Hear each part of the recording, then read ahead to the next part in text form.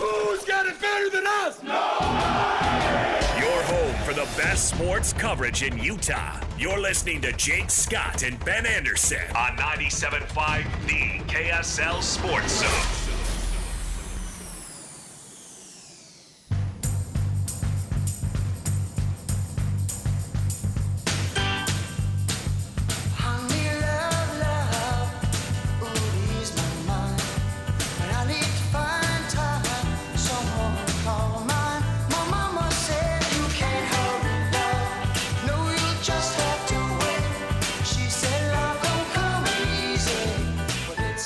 Jake and Ben, 97.5, the KSL Sports Zone.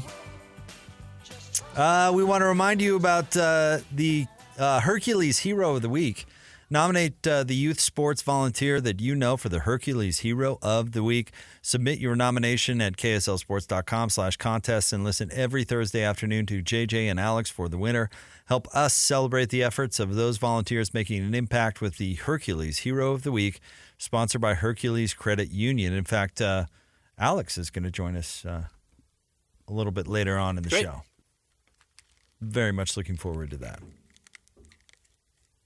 I think there's a lesson to be learned from what we were just talking about with the Milwaukee Bucks, and even more so Adam Silver and his desire to deliver some promise that can't be lived up to in the All-Star break, which can be translated over to the Jazz, which is like, don't pretend you aren't where you are. And by the way, I actually don't think they have. I think that has been some criticism I've seen on the timeline, that the Jazz are trying to sell that they're a playoff team when they're clearly in a rebuild. And yeah, Danny Ainge before the season did say, I'd love to make the playoffs. Like, absolutely. If we can make the playoffs, let's go do it, Lowry. Let's go make the playoffs. I think he still would. I think if they could make the play-in tournament, I don't think the Jazz... Now, we will see. The last 10 games of the season, maybe the Jazz absolutely pull the plug, even if they're a game or two within the play-in tournament, and they say, that's not in our best interest. We want to get the 9th pick or the 10th pick, and we like who's going to be there, or we like where we can trade to, or whatever. I think you could see that happen.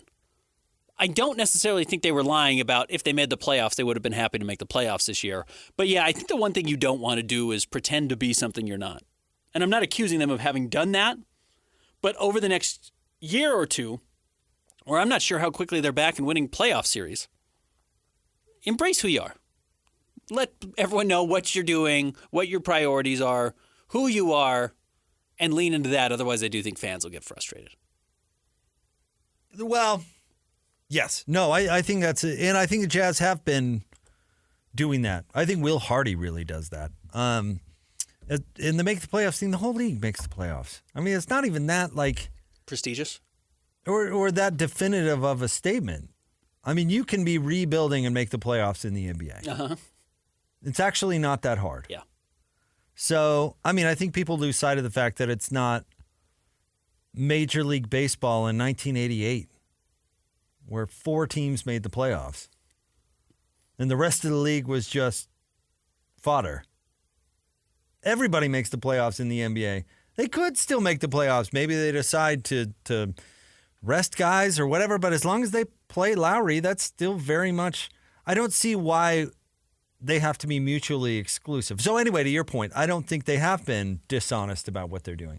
Now, I do think they have to walk a tightrope a little bit where they can't disparage their current roster. Yeah. Like... Yes. Man, these guys are on the team because they're going to lose us a bunch of games. They can't say that, but they don't have to lie about it either. Like I saw somebody online over the weekend complimenting Will Hardy and laying out the case why he was a good coach. And he basically said, well, the team stinks so bad that they should lose every game, and they don't. That was basically the argument. Yeah. It's like, well, you just insulted the whole team, right, while complimenting the coach. You know what I mean? Like that message can't come from the front office or the coaching staff. So they kind of have to walk that delicate of line where they can be honest, but they can't trash their current roster. You know what I mean? Does that make sense? Absolutely. And but you don't have to lie about it.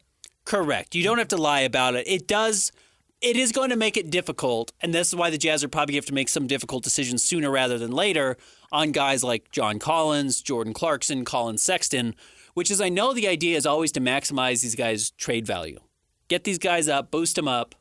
Because in all honesty, if your core is Lauri Markkanen, who's going to get a bunch of money this offseason, they're going to extend him. That's why it's been in the news over and over. That's going to happen. And they keep pushing out Keontae George. And I'm not saying incorrectly. I think Keontae George is great. The one thing you and I did not get to talk about was that he went for 33 points and tied a rookie record for 9 made threes the other night. Played unbelievably well. You see why they are investing in him so heavily. But he's going to be the lead guard, which means that Colin Sexton is not going to be the lead guard on the team. And Colin Sexton is too small not to be the lead guard on a team. If he's your 2, you're too small. So he doesn't factor in to the big picture plans, at least as a starter. And then I think Colin is going to say, hey, guys, I'm too good to be coming off the bench. In all honesty, I'm just too good at that. I'm too good. And he's proven it. He is too good to be coming off the bench. He might not be big enough or have as high a potential as Keontae. So he doesn't fit either.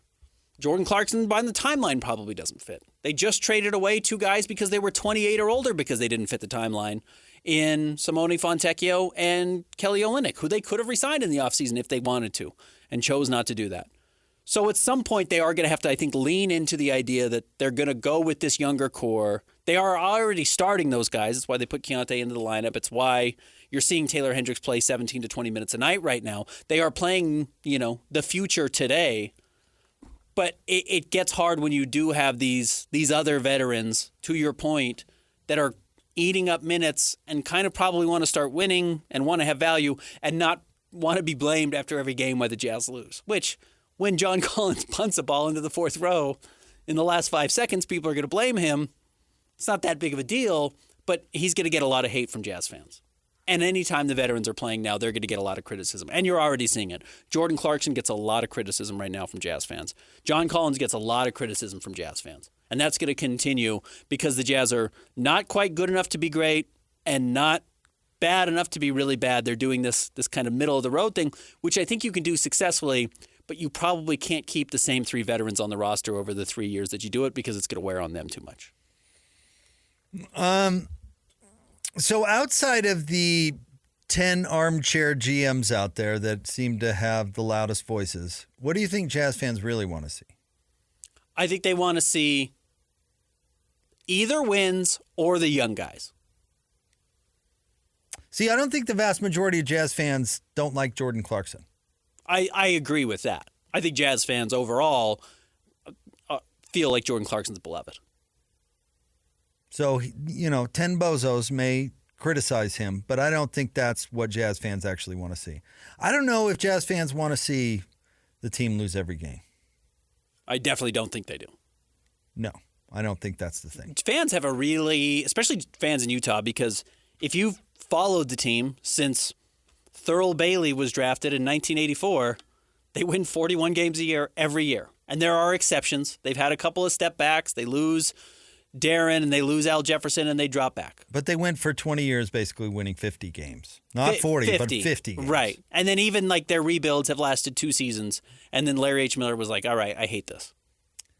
So I don't, and let's look at this too. The Jazz could lose every game from here on out and still not break into the top 5 in the lottery. Correct.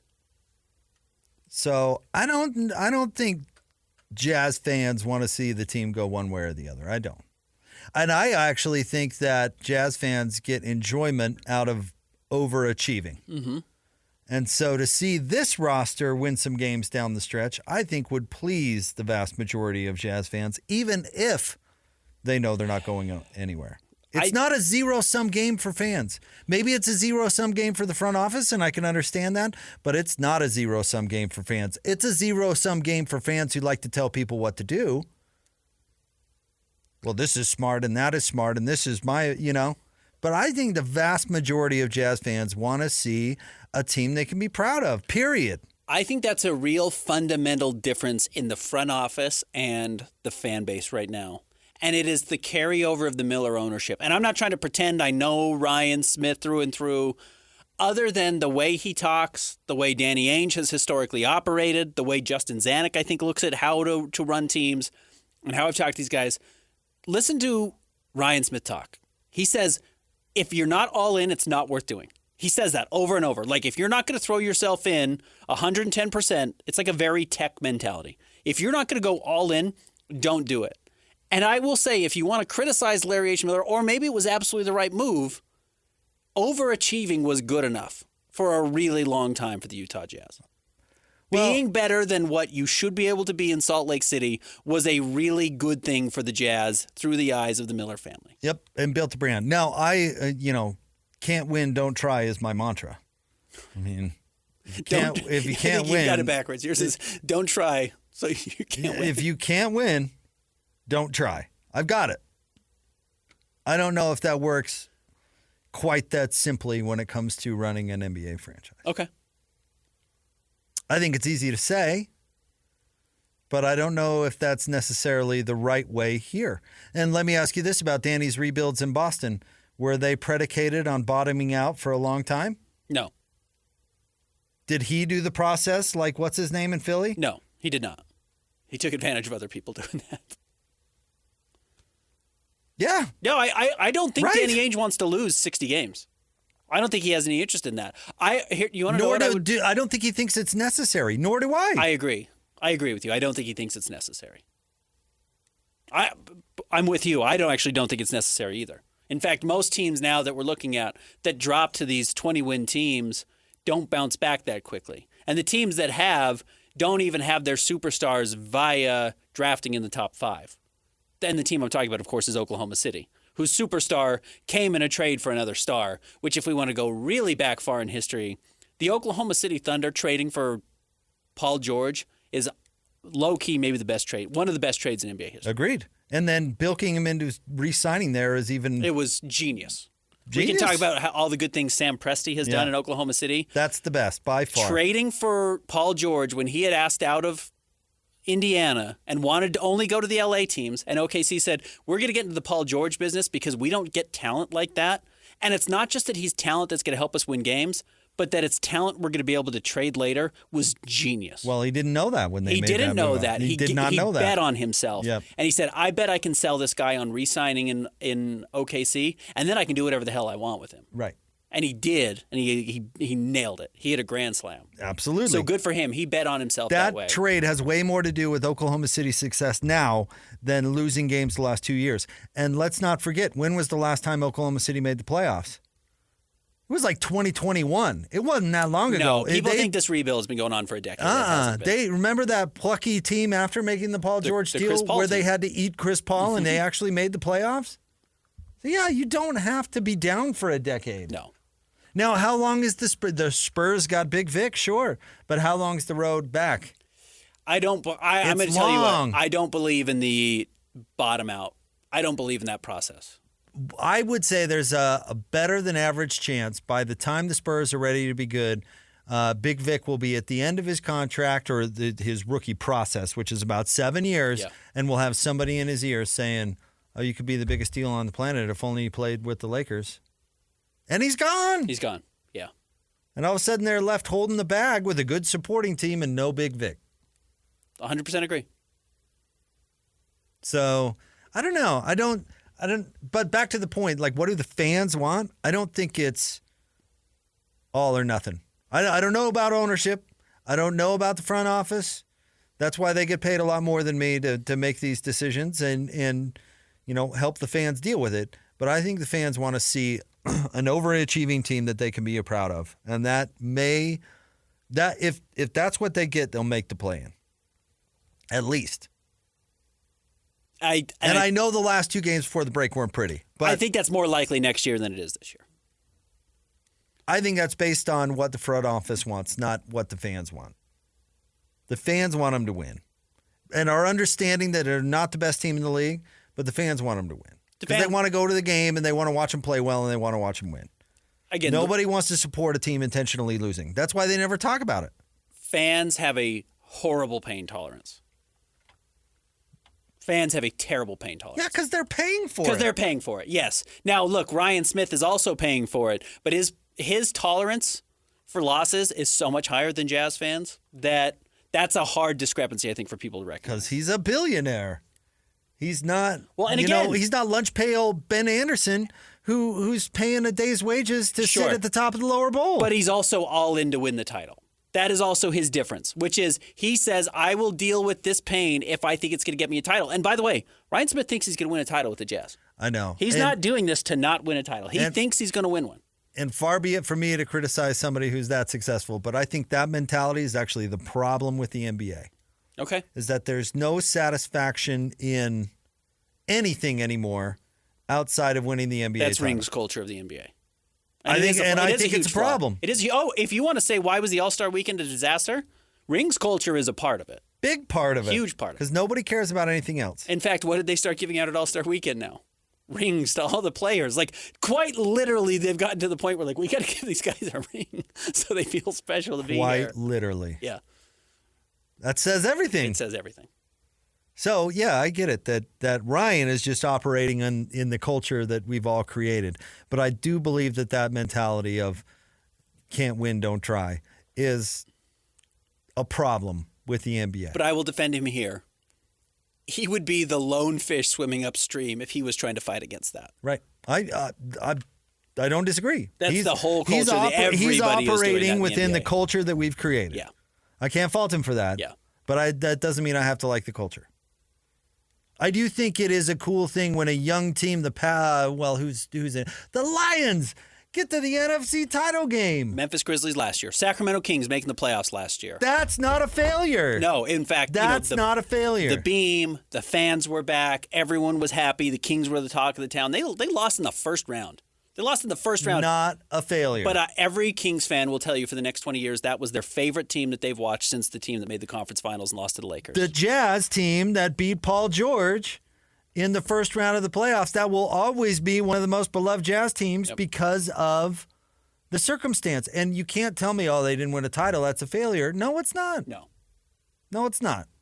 But we're too caught up in, and listen, if you want to call Doc Rivers blowing a 3-1 lead in the second round a failure, yes. I mean, everything is circumstantial, right? Everything is nuanced. Has context. But, we can't win a title, so we might as well start intentionally losing games. I don't like it. And you don't like it either, speaking the proverbial you, like the NBA, they don't like it either, or they'd acknowledge it. Yeah. They know what a problem it is because it's against the rules to talk about it. Not against the rules to do it. It's against the rules to talk about it. All right, stay tuned. Alex is going to join us coming up right around the corner. We also want to remind you about America First Credit Union. Get the official debit cards of the Utah Jazz, University of Utah Sports, Real Salt Lake, and more exclusively at America First Credit Union. More Jake and Ben coming up next, 97.5, the KSL Sports Zone.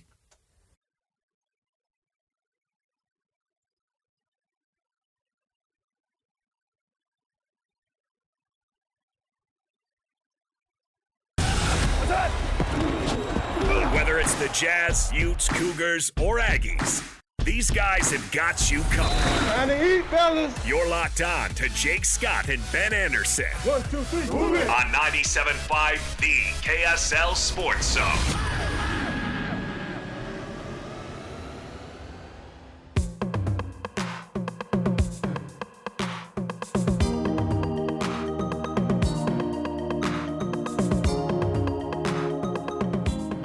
Jacob Ben, 97.5, the KSL Sports Zone. We're going to jump out to Alex Kirry coming up here momentarily. But first, let's give away some tickets. Sarah? It's a Jazz Ticket Tuesday, and your chance to win Jazz tickets is right now. Be caller number 12 at 801-575-ZONE, and you'll win tickets to see your Utah Jazz at the Delta Center. Presented by UCCU. Love where you bang. Caller 12 right now, 801-575-ZONE. You're going to get a pair of tickets to see the Jazz and the Hornets at Delta Center on February 22nd. Jazz Ticket Tuesday is brought to you by Utah Community Credit Union. Learn and earn. The outpaying your family to learn about money. UCCU, love where you bank. Joining us now, co-host every afternoon alongside Jeremiah Jensen to the JJ and Alex show. Alex Kirry with us on Jake and Ben. What's going on, Alex? Fellas, how was the break? Did you get one? Oh, yeah. I just got back from Disneyland, man. It was great. I know. So was that a HELOC you had to take out to be able to get that? Or It what was. the It was. situation We got a terrible interest rate. But you know what? I think it was kind of worth it. We got a bunch of good pictures. Kids are smiling. Yeah, kids are smiling. They didn't want to You know come what? home. That's the best way to ever describe Disney. Kind of worth it. Kind of worth it. Yeah. Glad we did it. That's always been my experience. Not really. That's good. BYU basketball, tough loss over the weekend, but a chance to bounce back over the last 5 games. I guess Alex is. I know you do all of our BYU football pre-half and post, but look at BYU basketball. Is this season already a success? Like, have they done enough, in your opinion, to be like, great year? That's all you needed. You're in the Big 12 and you're winning, and the foundation is set. Yeah, I mean the reality is that I mean they've done enough. I think. I mean, obviously it's a wild success compared to what they think they should have done, but I don't think that this is. I mean, I don't think that losing to Oklahoma State, who is a terrible team, was going to knock them off of anything, NCAA tournament wise. It's a massive success. I mean, are you kidding? And kudos to Mark Pope. We all left him for dead a little bit before the season even started. And, he started to go, yeah, it's going to be ridiculous. It's going to be hard. It's going to be insanely difficult. And his team bought into everything to be able to get it done. And the cool thing is that it's going to be tons of fun, I think, in the tournament if they can make a little bit of a run. And, yeah, I'm just hoping Utah gets it together, and Utah State, and BYU can all be in the tournament. That's what I'm praying for. What do you think has been the biggest factor to BYU's success? What can Pope credit this to?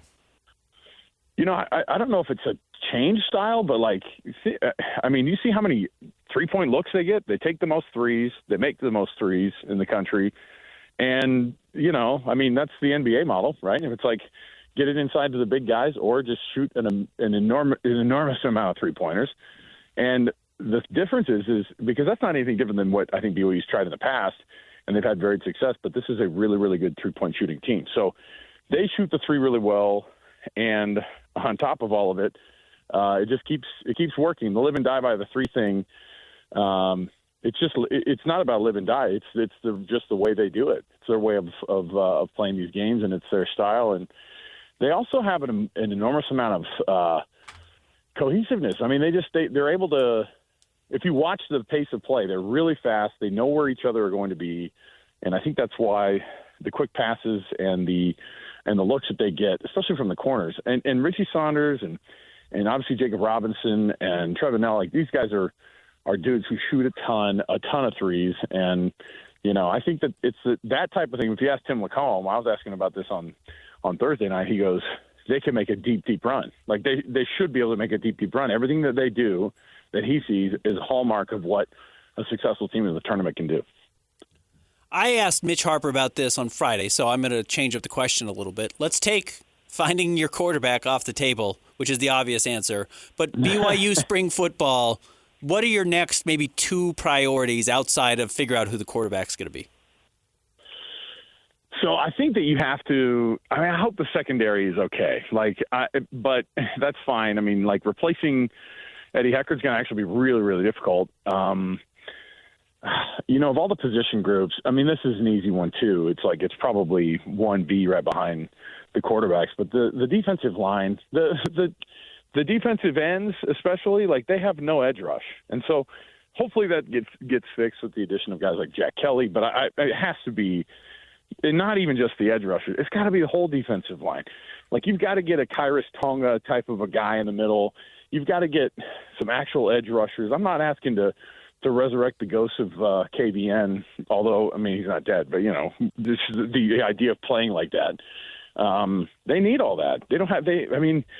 They are absolutely soft on the D-line. It's really embarrassing, too, because they never sack anybody. That's awful. Alex Kirry is with us here on Jake and Ben. I want to switch up to the Jazz real quick here, Alex. Ben and I were talking about what Jazz fans actually want to see, and not the noisy ones who say tank note necessarily, and not what the front office wants, but the vast majority of ticket-buying Jazz fans want to see for the rest of the year. What do you think? I think probably for me, I'll say this for me. I want to see Walker Kessler develop more and more. That's a guy who I think we're kind of crossing our fingers it would work out and he would stay here for a long time.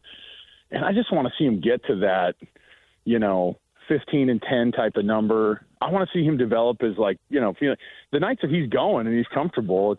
It's awesome. I want to see him develop. I want them to figure out who the actual point guard is.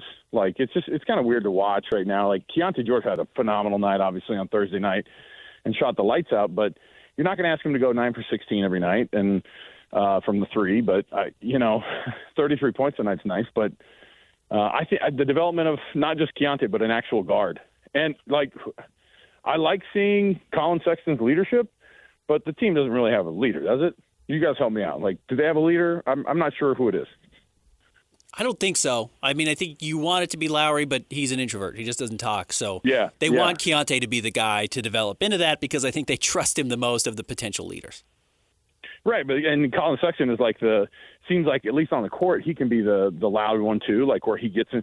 When John Collins threw that 50-yard pass into the end zone up in the rafters on Friday or on Thursday, he was the first one to come over. He popped him up, and he's getting him going, and John responded. He kind of was like, all right, let's figure this out. Let's go get a rebound or whatever, see if we can get another shot. And then he subsequently missed his three, but somebody came over, and then John came over to him and patted him on the back. And I'm like, that guy has the leadership potential, but I don't know if that's exactly what they're looking for. And I don't know if you can just say, hey, Keontae, be a leader. I don't know how well that's worked out, but I want to see more of that development from the leadership standpoint. They kind of go out there on the floor, and they're just sort of playing basketball, and it's pretty nice sometimes, but other times it just doesn't feel like someone's running the show. Alex, thank you for jumping on with us, and thank you for filling in for me. You and Ben both did those couple of games, and you in particular, because that was not a regularly scheduled game. So thanks for stepping up. No, and it was, dude, are you kidding? It was like that was the funnest game that we've seen in a long time. I mean, for at least a couple of weeks. I mean, we all just assumed they were going to melt down in the fourth quarter because they'd done that so much. So my pleasure, man. It was awesome. Appreciate you, Alex. We'll be listening this afternoon. Thanks, man. Thanks, Alex. See you, fellas. See you, buddy. There's Alex Kirry. Yeah, there is something, too. I think fans want to see development of the young guys. But do they want to see young players lose a bunch? Is that development? No, I don't think the Jazz do either. No. I think the Jazz want to see this team play, 450 basketball, not 20% winning percentage. Like, they want them to win enough games that everyone's enticed and everyone's playing hard and there's something to play for, and also enough that they get a top 10 draft pick. And then they don't have to do it again next year. I think that's kind of probably the perfect world for the Jazz. Do you think it really cares? Does it matter that much to convey the pick or not? It does, in the sense that if you don't convey it by 2026, when you start getting into the pick swaps with Cleveland and Minnesota, like, you're in real trouble if you owe your pick. Like, let's say you do make the playoffs and it's the 25th pick, but the Cavaliers have the 5th pick, and you can't switch up to the 5th pick because you owe your pick to OKC. That really matters. So get rid of it either this year or next year. So that's an argument to get rid of it this year. Right, this year or next year. Absolutely. Yes, absolutely. And again, I think the perfect world is you're halfway to a top 10 pick already. Just get it this year. Start winning next year, convey the pick, and you're in the free and clear 2026. And some mouth breather at NBA draft.net told me that this isn't a good draft. So sure. So don't do it this year. So don't do it this year. Yeah. I just don't think they want to be bad again next year. I don't think they want to do this next season. I don't think you have to. No, I don't think you have to either. One way or the other. No, you probably don't have to do this year either. But I think they figure they're halfway there. You've got 25 games left on the season. You're 3 games below 500 or whatever you are now after the All-Star break. Just get to the end of the year. It's going to be a little bit painful for fans. They'll buy back in next season. You're going to make some free agents acquisitions, make some trades, and go try and make the playoffs next season. Jazz Ticket Tuesdays are today, and they're brought to you by Utah Community Credit Union. Learn and earn the app paying your family to learn about money. UCCU, love where you bank. Stay tuned. We'll be giving away tickets throughout the day here on the KSL Sports Zone. More next. Jake and Ben, 97.5, the KSL Sports Zone.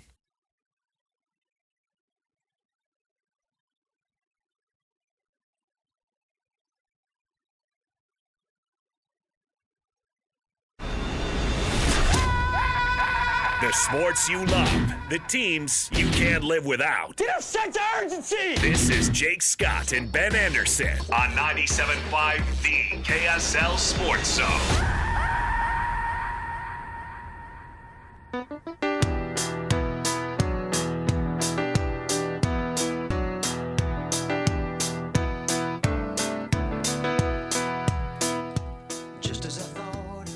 Jacob in 97.5, the KSL Sports Zone. It is time for our 50 segment brought to you by Peach Doors and Windows. Peach Doors and Windows is Utah's premier door and window retailer, combining beauty and technology on doors and windows since 1993. Call them today for your free in-home estimate, 801-566-1255, Peach Doors and Windows. Interesting show today, Ben. I don't know. I have a tough time, other than complaining about it, getting worked up about any of the All-Star stuff. In fact, I'll readily admit, did not watch a second of any of it. The NBA doesn't need the All-Star game the way it used to, like I said, to display their stars. You can see the stars as much as you want. And in fact, you can just watch TikTok. You can watch Twitter. You can watch whatever you want, Instagram, Reels, to find all the highlights of your best players every night. So you don't necessarily need to get all these guys on the floor at one time for the league to feel like they're getting adequate exposure for their stars. That has changed from what it used to be, where if you were a fan of the NBA, you got to see David Robinson maybe 4 times a year if you played in the same conference, twice otherwise. And it was once on TV and maybe once in person if you got a chance to see it. It's just not the case anymore. So the league is not that desperate to get them on, but I think what you made was an astute point, which is, why is Adam Silver pretending it is? Why is he pretending it's hard to see your players and that this has to be a big moment? Why is he lying about it? Yeah. And then there are other things. I saw an interesting take from Sam Vicente, who covers the draft and the NBA for The Athletic, and he said it's a bad idea to have it the week after the Super Bowl, and I think that's an interesting take. Why? Because people are they've done their big sports weekend. They've kind of done their thing. Nobody's gathering together to care about the NBA. Certainly they're not. And in fact, when you're kind of hungry now to turn over to something good, just like, man, I just got fed one of the better sports products of the year. Everyone gathers together and watches it. The next weekend, you don't want to watch the worst sports product of the year, right? Wouldn't that be awesome if that was like when you kicked off the second half of the NBA season, or you were in the midst of these playoff runs gearing up? I could buy that a little bit more. That would be fun to turn in and have a dynamite ABC triple header. You treat it like Christmas. You're going to have the best teams. It's a flex schedule. You're going to have, the Clippers taking on the Nuggets. You're going to have the Suns taking on the Thunder. You're going to have the Bucks taking on the Celtics. And that's what I'm getting on my Sunday. And that's what I'm excited about. Certainly more exciting than what you get from the All-Star game. Ben, I wonder, what do you think the overlap is between NBA fans and NFL fans? I'm so bad at this because I have the sense that casual people don't watch the NBA because I'm so ingrained in it and it's just so overwhelming to me. It's everything I do. But casual fans don't really watch the NBA. But I think more do than I give them credit for. I think that's a flaw I have of thinking like, no, casual fans don't watch the NBA. Clearly they do. They're making trillions of dollars on their TV deals. I don't think those necessarily are like all these niche networks are making trillions of dollars only broadcasting like 10 people. Like Lifetime isn't. The majority of Americans aren't watching Lifetime network. Okay. But sure, they still make trillions. So I don't think it's, audiences now are smaller than they've ever been. But if you can get a captive audience, it's still really lucrative. I'm wondering, I would guess that 80% of NBA fans are also NFL fans. But I'd bet only 40% of NFL fans are actually NBA fans. And I would bet out of the 100% pie that's watching the Super Bowl, I bet only 30% of them are actually diehard sports fans. And I will tell you, I think you're probably being generous. I think 95% of NBA fans are NFL fans, and maybe 30% of NFL fans are NBA fans. Everyone loves the NFL. Everybody loves football. See, I don't know if everybody loves the NFL, but the Super Bowl has turned into something that's not comparable because it's like a societal event. If you had a Super Bowl party of 10, your life in particular, just thinking about the cross-section of people that you know, Super Bowl party of 10, how many of those 10 are actually football fans? Sure. 3? Yeah, maybe 3, maybe 4. But here's the difference, and here's where the NFL is great and where the NBA product is actually really being hurt by this, is you could have gotten together and every person could have told you who the quarterback was for the Chiefs. And previously, everyone could have told you who the quarterback was for the Patriots. And if you were to poll casual fan, who's the best player on the Boston Celtics right now, casual sports fan, How many could tell you it was Jason Tatum? Like 20%. Maybe. Yeah, right. That is really hurting. That really hurts. Now, they can all tell you LeBron's the best player on the Lakers and Steph's the best player on the Warriors, and those two matter. But the hard part is for the NBA, those are the 9th and 10th ranked teams in the Western Conference. Those are play-in tournament teams right now in the West. People don't know Shea all that well. People don't know Nikola Jokic all that well. Joel Embiid's not on the floor enough. Kawhi Leonard's not on the floor enough. There are some issues there. On average, how many people do you think watch the NBA Finals in 2023? Oh. And you're into it. Yeah, I'm into it. So you might know ballpark. No, honestly, I don't. I haven't any idea. 11.6 million. I was going to say like 20. So half of what I expected. Half of what you expected. Yeah. I mean, that's paltry. That's less than a tenth of the population. That's less than a fifth of the population. Yeah. The Super Bowl just drew 200 million people or something crazy? I don't know. Yeah. The NBA ain't the NFL. Not even close. No, it's not. But the Super Bowl ain't the NFL either. No, it's not. And you're selling one of them has 82 games, one of them has 17. Like, they are completely different animals. All right, buddy. It's good to see you. Hans and Scotty G are coming up next. You know that because Lloyd has turned off the lights in the other studio because he likes it dim. Dim. Stay tuned. 97.5, the Thanks, KSL Sarah. Sports Zone.